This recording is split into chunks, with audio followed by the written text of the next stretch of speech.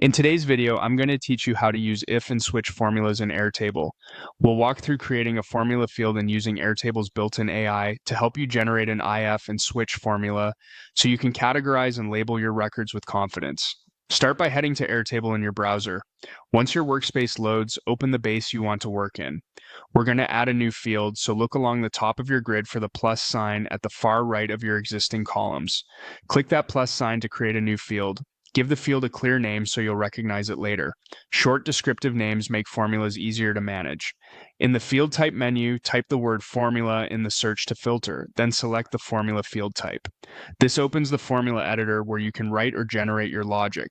If you prefer to write formulas by hand, this is where you'd enter functions like if and switch. If evaluates a condition and returns one value if it's true and another if it's false. Switch compares a single input against multiple exact matches and returns a corresponding result. If is great for greater than or less than tests. Switch is perfect for mapping a status or category to a label. If you'd like a head start, you can use Airtable's Create Formula with AI option. Click Create Formula with AI. In the prompt box, type something like Create if switch formula.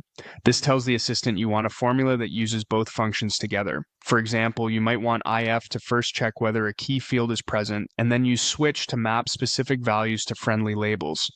Be as clear as possible about the field names and the outcomes you want. The more precise your prompt, the better the draft you'll get. When the AI proposes a formula, review the preview pane to make sure it references your actual field names and returns the labels you expect. If anything looks off, adjust the prompt or tweak the formula right in the editor. When you're happy, click Create Formula to insert the result into the editor. Finally, click Create to add the formula field to your table.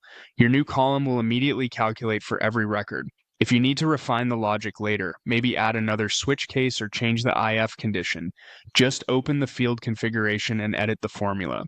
That's it. You've set up a powerful, readable system for classifying your data with if and switch in Airtable.